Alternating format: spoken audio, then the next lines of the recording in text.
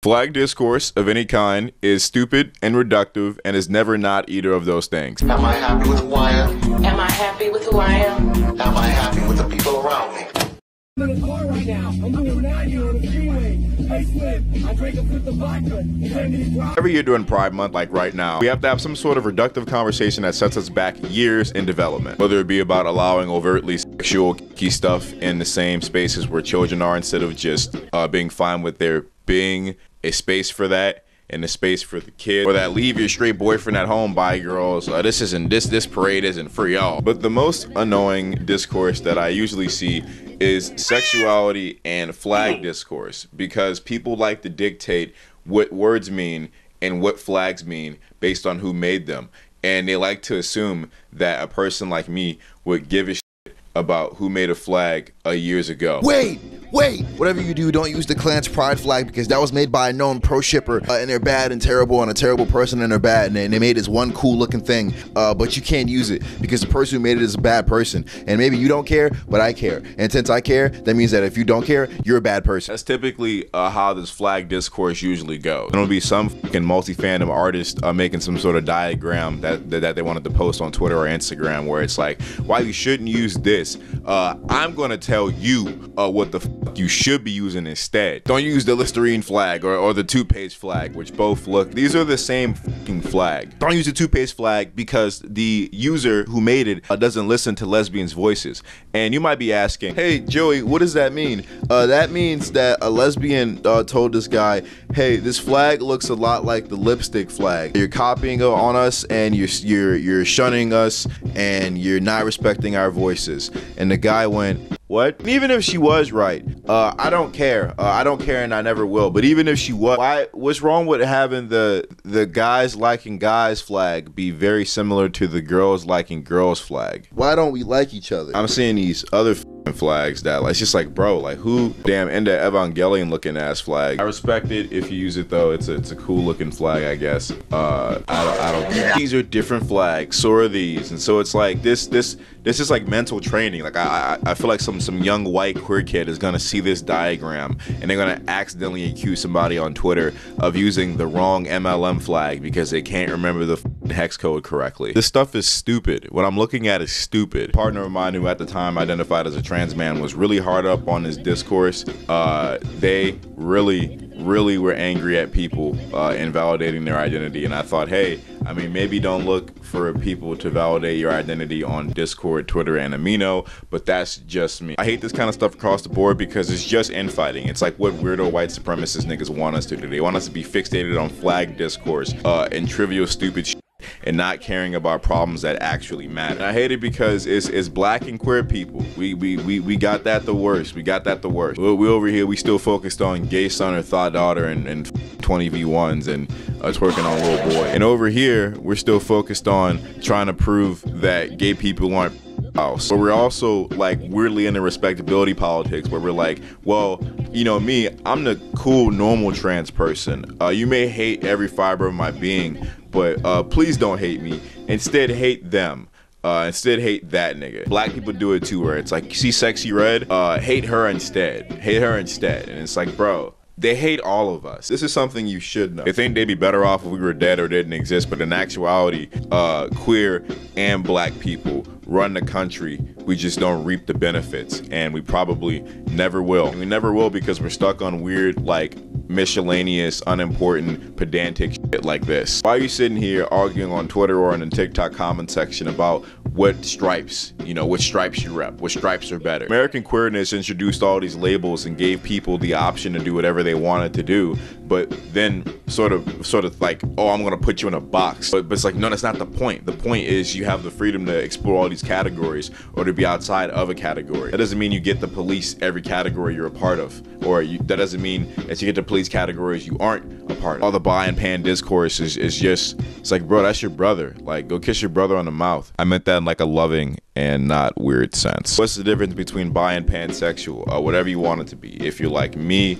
you could base it off of gender characteristics, feminine and masculine, or you could just say, I like the colors on the flag. They look like wild berry burst flavor. everything. That's also acceptable. You don't have to do anything for a reason. I shaved yesterday because I wanted to. I got this because I wanted to. I got this because I really wanted to. I made this because I was locked the fuck in. I just put the momocon that I'm working on the vlog detailing my adventures because I can, and I'm locked in like that. Hey Cosmo, which flag is yours?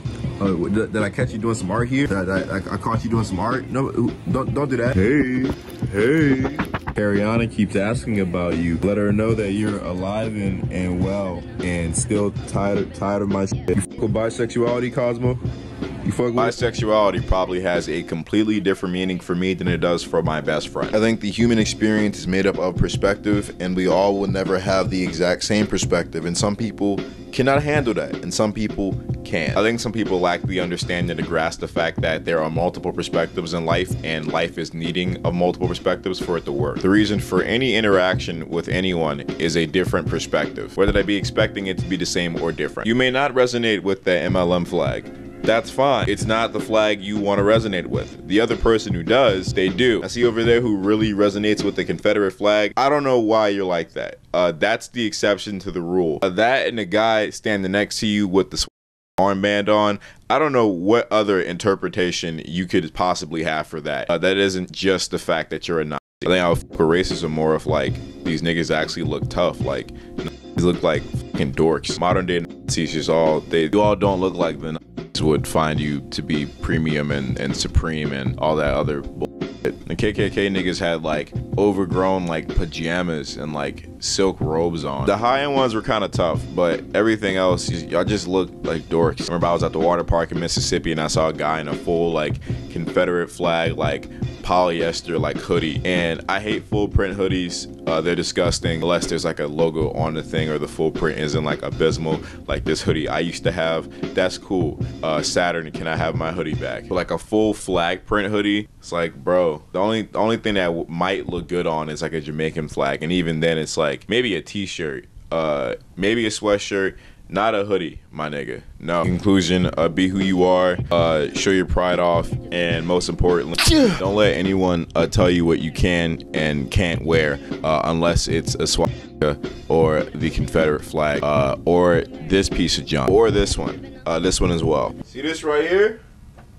Wear your stripes. Wear your stripes, my nigga. I'm like the great Saiyaman if he was gay and from New Orleans. Someone draw me like this, but like my fist up. Look at my cape flowing in the wind. It looks good, kill. Baby, I'm the fashion demon. Onward. Bisexual transition. You know, fragrance can be a way to express your unique personality and style. You need different scents for different vibes, and that's just facts. Smelling good is very, very important. If you agree like you should, then this is just for you.